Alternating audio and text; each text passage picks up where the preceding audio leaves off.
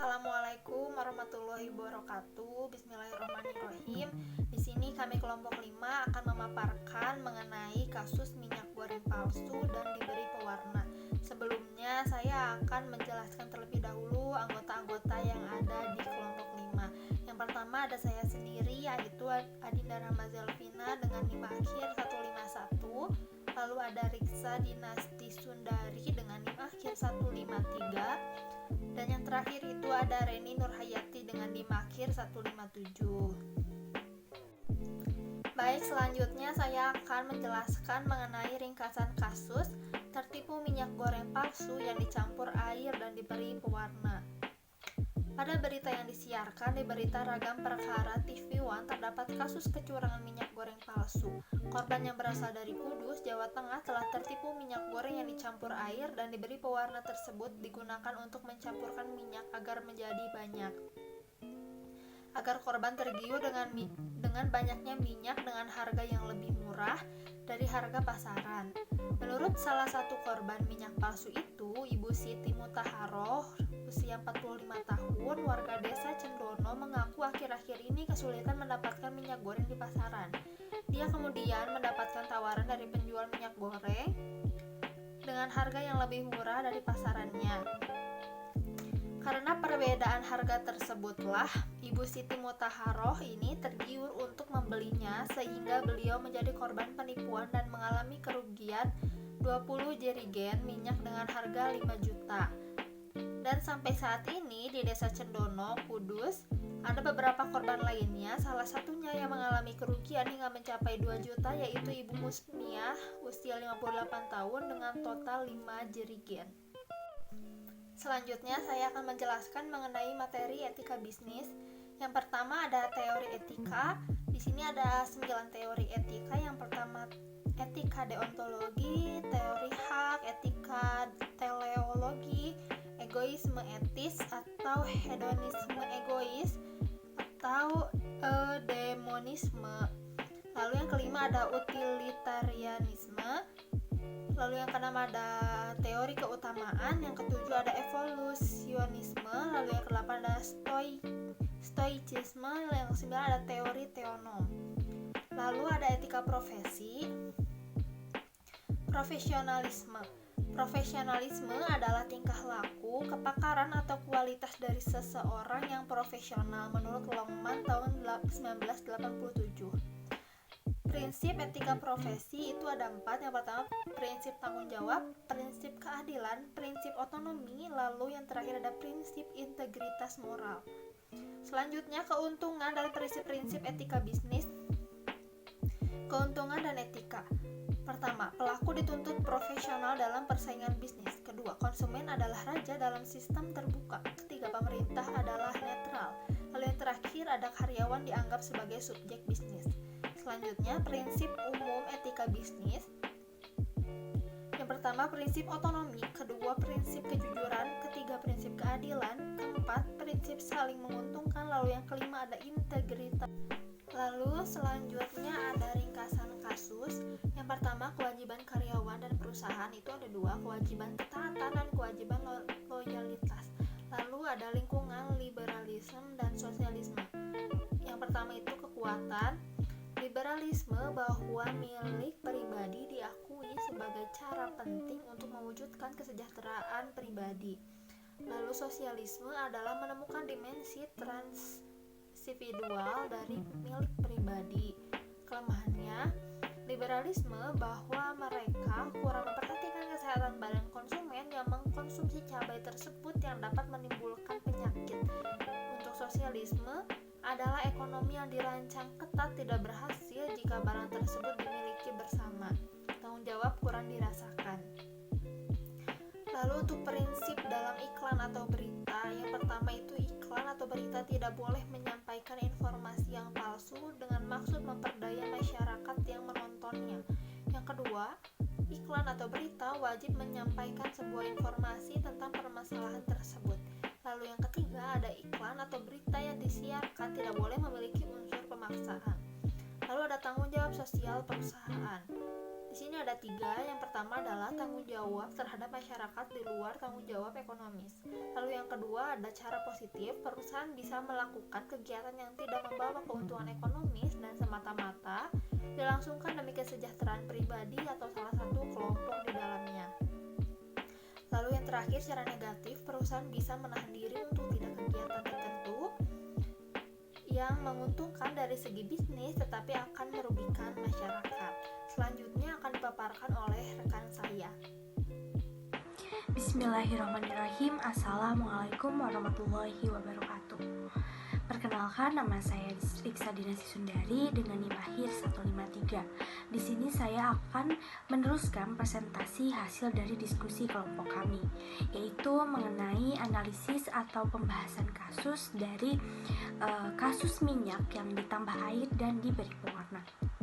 Bila dilihat atau dianalisis dari teori hak, berdasarkan teori hak ini maka tidak etis karena tindakan tersebut berdasarkan hak, karena hak sendiri didasarkan pada martabat semua manusia itu sama dan manusia tidak boleh diperlakukan seolah-olah sebagai sarana demi tercapainya tujuan lain. Dengan demikian, tindakan yang dilakukan oleh pihak penjual minyak mencurangi konsumen sehingga bila dilihat dari teori hak yaitu tidak etis. Selanjutnya di sini saya akan meninjau melalui teori keutamaan. Berdasarkan teori keutamaan juga sama, tidak etis. Karena pada teori keutamaan yang perlu ada pada pebisnis adalah kejujuran, fairness, kepercayaan, dan keuletan. Namun pada kasus ini penjual minyak melakukan kecurangan mengenai kejujuran, mengenai campuran dan warna palsu sehingga merugikan konsumen. Selanjutnya, bila dilihat dari teori hak atau teori utilitarianism, berdasarkan teori utilitarianism ini juga tidak etis karena semua tindakan harus dievaluasi atas dasar manfaat yang baik yang ditanamkan pada kasus ini, khususnya pembeli dan hasil yang diperoleh. Selanjutnya ada teori deontologi. Berdasarkan teori deontologi tidak etis karena teori tersebut menekankan kewajiban manusia untuk bertindak secara baik. Dalam kasus ini karena penjual mencampurnya dengan air dan mewarnai minyaknya agar terlihat minyak asli sehingga pelaku mendapatkan keuntungan yang tinggi dan membahayakan kesehatan pembeli. Selanjutnya, bila dilihat dari teori otonom, berdasarkan teori otonom murni, jelas tidak etis. Karena pada teori ini mengajarkan bahwa sesuatu tindakan dikatakan benar bila sesuai dengan kehendak Allah dan dikatakan salah apabila tidak sesuai.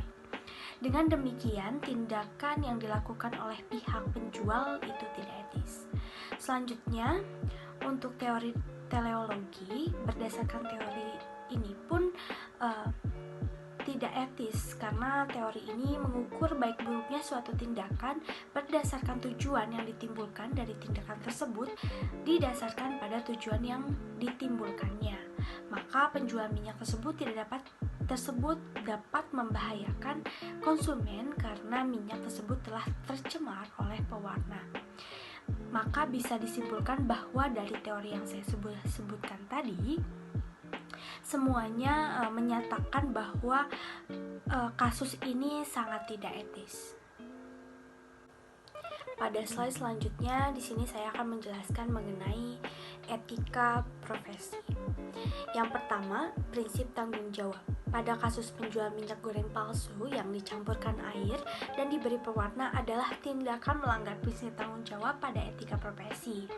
Karena seharusnya penjual minyak tidak melakukan hal seperti itu, melainkan memberikan minyak goreng yang terbaik sebagai bentuk tanggung jawab penjual yang profesional.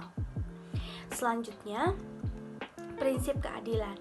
Dalam kasus ini, penjual yang mencampurkan air dan pewarna pada minyak tidak melakukan prinsip keadilan karena hanya mementingkan dirinya sendiri dan berperilaku tidak adil sehingga konsumen yang dirugikan karena ada zat berbahaya pada minyak goreng tersebut. Selanjutnya, ketiga ada prinsip otonomi.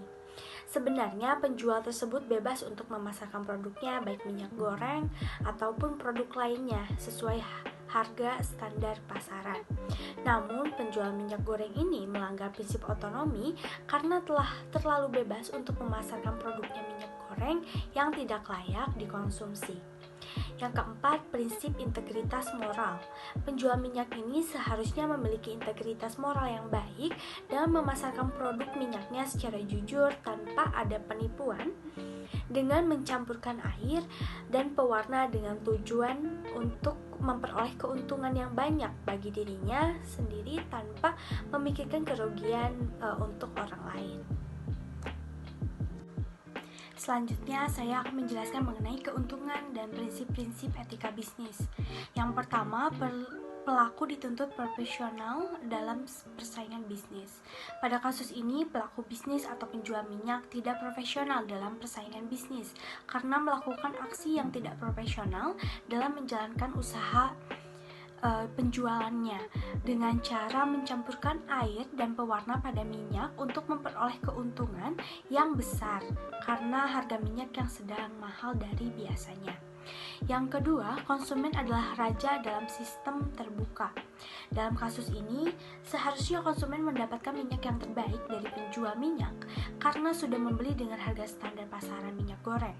Namun, konsumen malah mendapat minyak goreng yang palsu dan tidak layak makan karena mendapatkan minyak yang dicampurkan dengan air dan pewarna.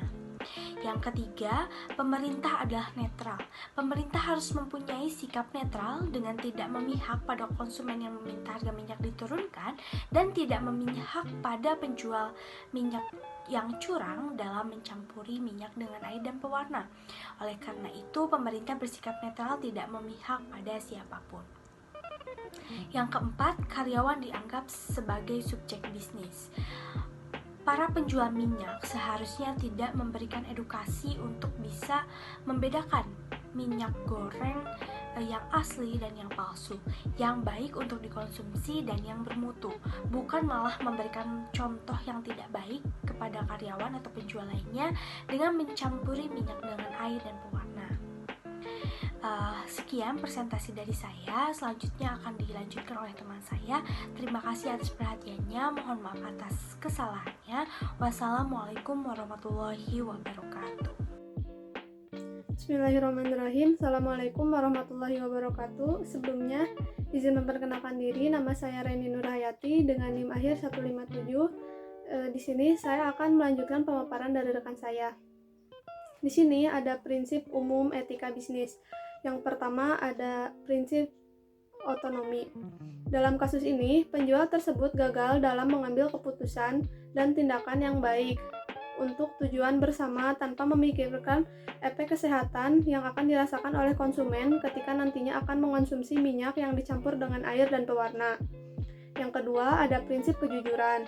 Kunci keberhasilan adalah di mana perusahaan itu jujur dalam memberikan produk yang terbaik untuk konsumennya. Namun dalam kasus ini, penjual ini berlaku curang dan mengkhianati konsumen dengan melakukan pencampuran air dan pewarna pada minyak goreng. Dan yang ketiga, ada prinsip keadilan. Dalam kasus ini, penjual minyak goreng telah melanggar hak dan merugikan konsumen dengan memberikan minyak yang tidak layak konsumsi karena telah ditambah air dan pewarna. Yang keempat, prinsip saling menguntungkan. Penjual minyak yang menambahkan air dan memberi pewarna pada minyaknya secara signifikan tidak memberikan keuntungan kepada konsumen dengan menguntungkan dirinya sendiri karena harga minyak goreng lebih murah daripada harga pasaran. Dan yang terakhir, ada integritas moral. Pada kasus ini, penjual ini telah mencoret nama baik penjual minyak sendiri dengan menambahkan air dan memberikan pewarna pada minyak sehingga konsumen tidak lagi percaya akan produk minyaknya. Lalu di sini juga ada kewajiban karyawan dan perusahaan. Yang pertama, kewajiban ketaatan. Pada kasus ini sebenarnya karyawan sudah melaksanakan pekerjaan sesuai job spec-nya. Namun karyawan tidak berani mengingatkan kepada atasannya bahwa perilaku tersebut tidak etis karena telah menambah air dan memberi pewarna pada minyak yang akan merugikan semua pihak. Kewajiban perusahaan seharusnya memberikan minyak dengan kualitas yang baik bukan malah menambah air dan memberikan pewarna tersebut. Yang kedua, kewajiban loyalitas. Pada kasus ini, karyawan sudah loyal terhadap perusahaan, namun seharusnya pihak penjual minyak memperbaiki segala kecurangan yang telah dilakukan agar tidak adanya pihak yang dirugikan. Di sini juga ada masalah etis seputar konsumen dan periklanan. Dalam kasus ini, minyak goreng yang akan dijual dipromosikan kepada pelanggannya dengan foto minyak goreng asli yang menarik warnanya agar konsumennya tertarik. Namun, adanya unsur pemalsuan visual karena minyak yang dijual sebenarnya bukanlah minyak yang berkualitas karena telah ditambah air dan diberi pewarna. Dan dalam kasus ini, seharusnya konsumen diberikan sajian yang real karena nantinya konsumen akan kecewa mengenai minyak goreng yang didapat ternyata kualitasnya kurang baik. Konsumen harus dianggap sebagai raja. Lalu selanjutnya ada liberalisme dan sosialisme. Liberalisme, dalam kasus ini penjual minyak menjual produknya di pasar bebas tanpa memikirkan dampak pada konsumennya. Penjual hanya mementingkan dirinya sendiri. Kebebasan yang dimiliki oleh penjual minyak tidak memikirkan konsekuensi apa yang akan terjadi ke depannya. Sedangkan untuk sosialisme, dalam kasus ini penjual minyak meraup keuntungan hanya untuk dirinya sendiri, sedangkan konsumen dirugikan. Seharusnya penjual minyak memberikan kualitas minyak yang baik untuk dijual kepada konsumen agar tidak adanya pihak yang merasa dirugikan. Cukup sekian dari saya. Terima kasih. Wassalamualaikum warahmatullahi wabarakatuh.